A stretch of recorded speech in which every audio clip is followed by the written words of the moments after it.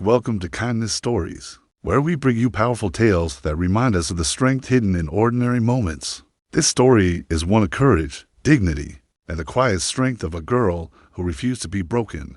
It started on a cloudy Monday morning at Riverdale High, where the halls buzzed with teenage chatter, lockers slammed shut, and the smell of cafeteria breakfast wafted through the air. Among the sea of students was a new girl, Zara, quiet, observant, and carrying the weight of starting fresh in a place where no one knew her name. Zara had transferred in the middle of the semester, a move prompted by something she didn't like to talk about. She was used to the whispers, the stares, and awkward questions. Moving wasn't new, but it never got easier. Dressed in a simple denim jacket over a faded hoodie. Zara clutched her backpack tightly as she made her way to her first class. She didn't walk with her head down in fear, but she also didn't look around to meet eyes. She had learned the art of invisibility. Except some people made it their mission to ruin that. As she approached her locker, she heard the snickering before she saw them. 3 students, all seniors. Lucas, the loud ringleader with a smirk that never quite reached his eyes. Jenna, the girl who laughed easily at things that weren't funny. And Troy, silent but always there, like a shadow. Lucas spotted Zara and leaned over, mockingly gasping. "Oh look, it's the new girl. You lost or just trying to hide your face?" Zara didn't respond. She opened her locker slowly, hoping they'd get bored and leave. But Lucas wasn't done. "Hey, what's in the bag? Rocks? Dead bodies? No wonder she walks like she's dragging a suitcase." Before Zara could react, Lucas kicked her backpack hard. It flew across the hallway, spilling books, a water bottle, and a crushed drawing something she'd sketched during art period the day before. The laughter echoed. Zara froze, not because she was afraid, but because the last time this happened in her old school she walked away. She tried being the bigger person. She told herself it wasn't worth it. But that time, it didn't stop. In fact, it got worse. Much worse.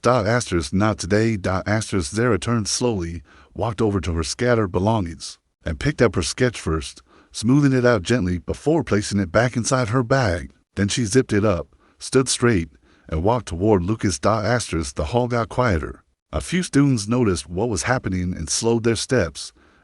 Lucas raised an eyebrow. "What? You gonna cry? Gonna tattle?" Zara didn't say a word. She stopped just a few feet in front of him. And then, without warning, she dropped her backpack to the side, shifted her stance, and with perfect balance and precision kicked.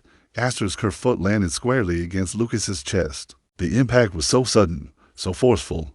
He stumbled back, lost balance, and crashed into an open locker door with a loud clang. Gasps erupted from the hall. Lucas groaned, holding his ribs. Zara didn't flinch. She didn't move to run. She didn't even smile. She just picked up her backpack and calmly turned away.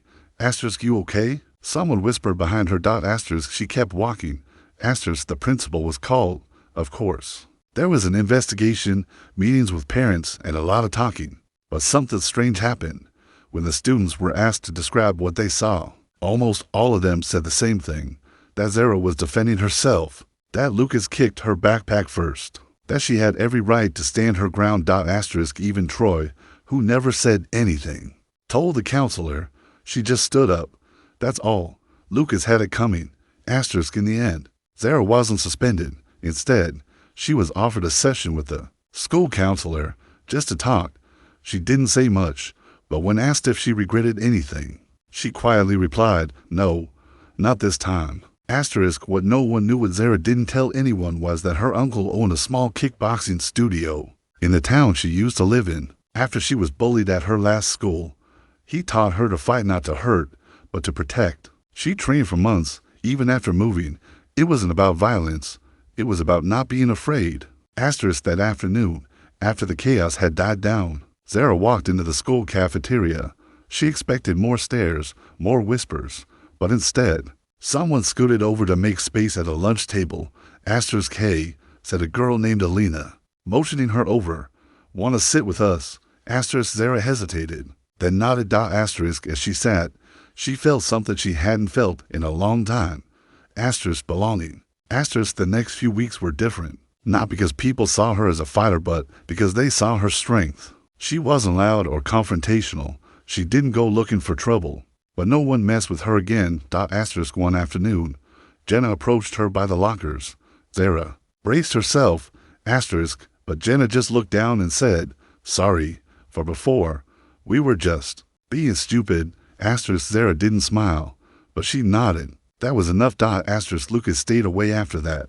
His pride was bruised more than his ribs, but it was a lesson he wouldn't forget. As the semester rolled on, Zara joined the art club. Her sketches were quiet but powerful.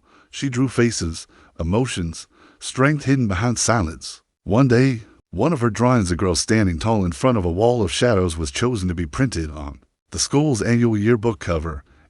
When asked about it, she simply said, "Sometimes standing up means everything, even if it's just once." But her story didn't end there.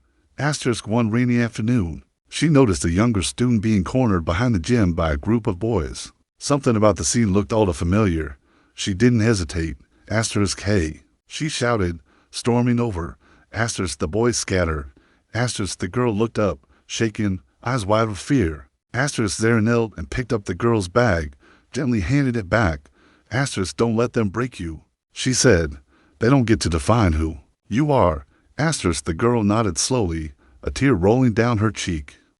Word of what Zara did spread quickly, but this time, no one was surprised. She had become someone people looked up to, not because she fought, but because she stood tall in a world that often wanted her to shrink. By the end of the school year, Zara was known for more than one moment of strength. She became a quiet leader, someone who others trusted.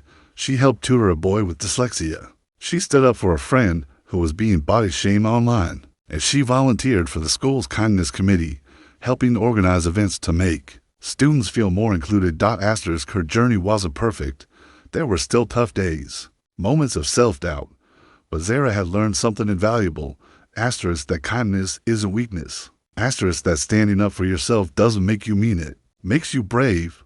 And that sometimes the smallest acts, picking up a fallen book, saying "Are you okay?" or even just refusing to back down, can change everything. In the last week of school, a mural was painted on the east hallway wall by the art club. It showed a girl walking through shadows, head held high, light surrounding her. Underneath the words, she stood, so others could too. Zara didn't say anything when she saw it, but her smile said enough. This was her story, and it was just beginning. If you were moved by Zara's journey, don't forget to like, share, and subscribe for more powerful kindness stories like this one. We believe that stories can change the world, one voice, one act, one moment at a time. Thank you for watching. Stay kind, stay strong, and we'll see you in the next one.